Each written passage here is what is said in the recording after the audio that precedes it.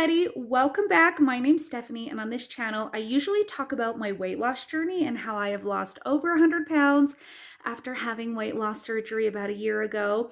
But today I'm back in the kitchen and I'm here to share with you 3 very easy recipes for those busy weeknights where you're trying to get something on the table. You don't want to go out to eat, but you want it to taste really good. For me, it has to taste good. So instead of cracking open a can of tomato soup, actually I love this kind of tomato soup, I'm going to share with you how to make this amazing tomato bisque. Oh my gosh, it is so good. You can use fresh or canned tomatoes for this recipe. You don't want to miss this. So let's go back in time to when I was actually cooking these recipes and let's get started.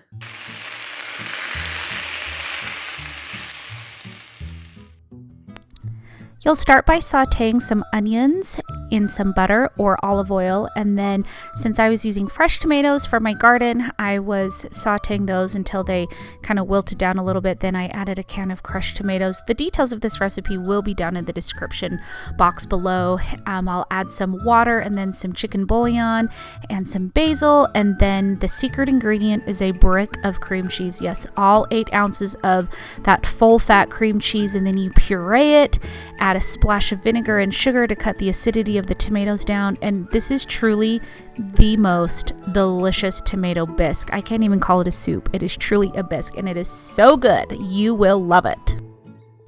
This next recipe can be adapted for low carb eating. It is a very simple garlic chicken casserole. So you can either use rice or any veggies of your choice. You'll start by making a roux. I melted some butter and sauteed some garlic until that was nice and fragrant. I added some chives for a little extra flavor.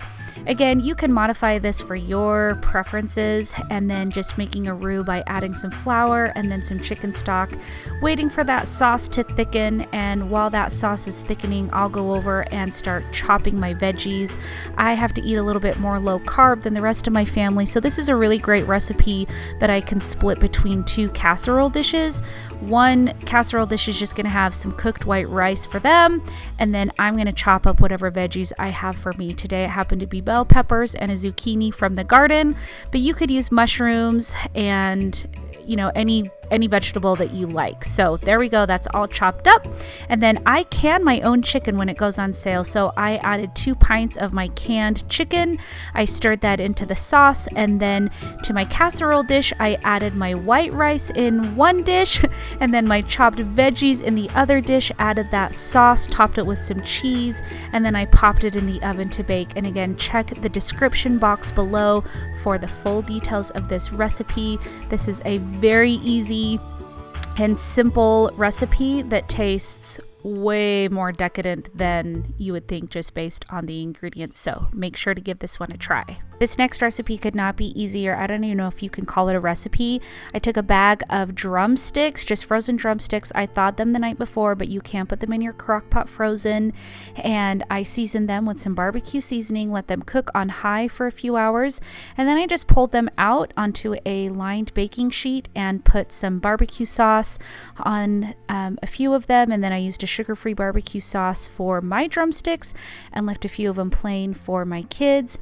And cooking them in the crock pot it's okay, but I think if you broil them with this barbecue sauce or even without the sauce, it gives them a really good crispy skin. If your air fryer is big enough, it will make them even more crispy.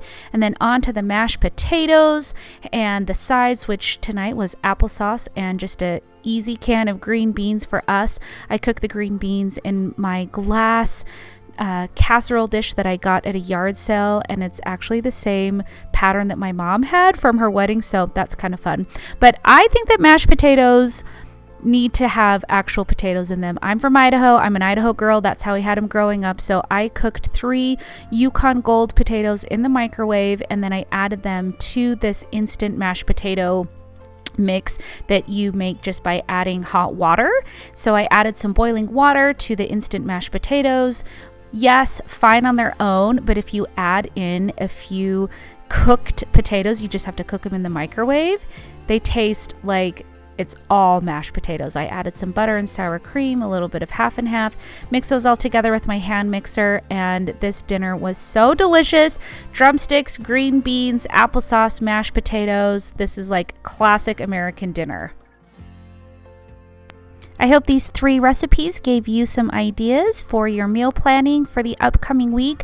Don't forget to subscribe before you leave, and I'll see you next time. Bye.